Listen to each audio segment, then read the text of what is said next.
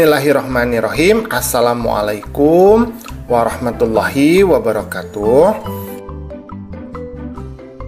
Anak-anakku, pada kesempatan kali ini kita akan belajar di kelas 4, pelajaran yang ke-9, yaitu materi mari melaksanakan sholat.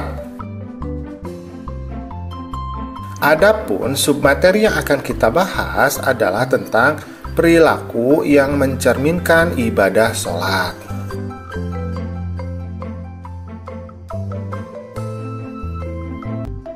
Nah, anak-anakku, ada berbagai perilaku yang mencerminkan makna dari ibadah sholat.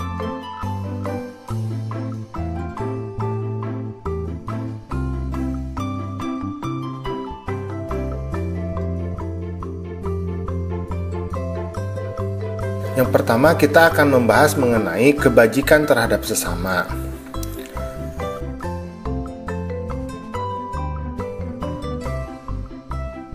Misalnya, yang pertama yaitu melatih kekompakan, ya. Sholat fardu ini lebih baik dikerjakan secara berjamaah karena lebih utama dan pahalanya lebih banyak. Nah, pada saat sholat berjamaah akan terlihat kompak. Seorang imam sebelum memulai sholat selalu memperhatikan kesiapan makmumnya.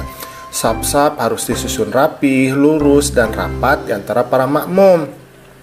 Selanjutnya, imam memulai sholat dan diikuti oleh makmum hingga selesai. Gerakan sholat imam dan makmum ini selalu kompak.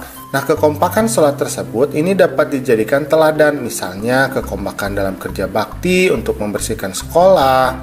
Nah, semua orang harus saling bahu-membahu agar tugas kerja bakti ini selesai dengan baik.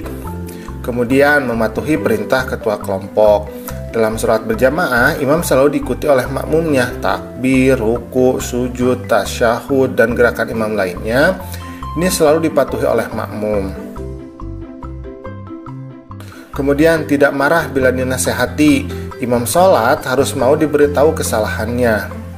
Makmum sholat juga harus mau dan berani memberitahu kesalahan imam. Ketika gerakan imam salah, maka makmum berucap subhanallah. Ketika bacaan imam salah atau lupa, makmum harus membetulkannya. Begitu pula ketika bekerja atau bermain, kita tidak boleh gampang marah dan harus saling menasehati. Semua itu dilakukan untuk kebenaran dan karena Allah semata. Kemudian, suka mengirimkan salam dan mendoakan teman. Setiap sholat selalu diakhiri dengan ucapan salam.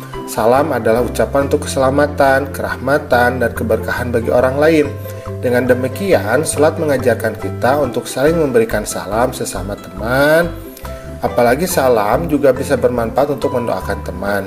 Dengan saling memberikan salam, maka kamu bertambah akrab dengan teman-teman. Kemudian, menepati janji. Orang yang terbiasa sholat di awal waktu akan pandai mengatur waktu. Ia tidak suka menunda-nunda waktu sholatnya. Sepertinya ia sudah punya janji kepada Allah untuk menjumpainya pada awal waktu sholat. Kemudian, memupuk rasa solidaritas. Sholat diwajibkan bagi setiap muslim tanpa adanya perbedaan kaya, miskin, laki-laki, wanita, pejabat, sehat atau sakit sekalipun. Bahkan tidak ada perbedaan dalam pengkhususan saf-saf sholat di masjid. Bagi yang datang duluan boleh menempati saf-saf yang paling terdepan. Nah, kemudian yang kedua, ini kita akan berbicara tentang menghindari perilaku tercela. Misalnya, yaitu suka mengungkit-ungkit pemberian. Sholat yang khusyuk senantiasa mengajarkan keikhlasan, yaitu semua amal hanya untuk Allah. Apabila niat sudah ikhlas, maka tidak peduli dengan penilaian orang lain, tidak mengharapkan pujian atau imbalan, tidak bersedih ketika dicaci atau berkurang harta, serta tidak menyebut-nyebut sesuatu yang sudah diberikan karena dilakukan dengan ikhlas hanya karena Allah semata. Kemudian, suka meremehkan teman. Sholat mengajarkan kita mengagungkan Allah dan merendahkan diri di hadapannya. Sholat yang khusyuk akan menyadarkan betapa kecilnya diri kita. Segenap pujian, keagungan, dan kemuliaan hanyalah milik Allah. Kemudian, ingin menang sendiri. Siapa yang datang lebih dahulu di masjid, maka ia berhak menempati saf salat terdepan atau yang ia inginkan.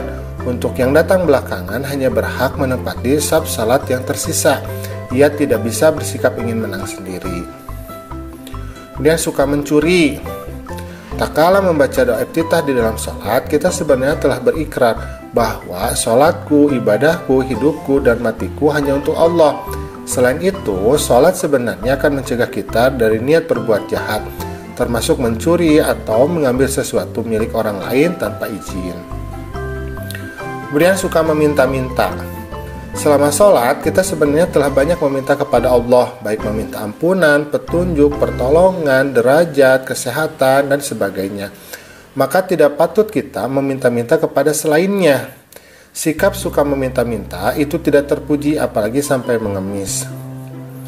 Kemudian suka berbohong. Orang dapat saja berbohong kepada orang lain, tetapi sebenarnya ia tidak bisa berbohong kepada dirinya sendiri dan kepada Allah. Seseorang yang beriman tentu menyadari dan tidak akan berbohong ketika ia ingat kepada Allah. Kemudian suka mengganggu teman. Kita tidak boleh mengganggu teman yang sedang sholat, apalagi sampai membatalkan sholatnya. Kita harus saling menjaga kondisi agar sholat dapat dijadikan secara khusyuk. Apabila kita sudah terbiasa menjaga kondisi yang baik atau tidak suka mengganggu sholat teman, maka kita terbiasa untuk tidak saling mengganggu. Nah, anak-anakku, alhamdulillah pembelajaran kita pada hari ini sudah selesai. Terima kasih ya sudah menyimak. Assalamualaikum.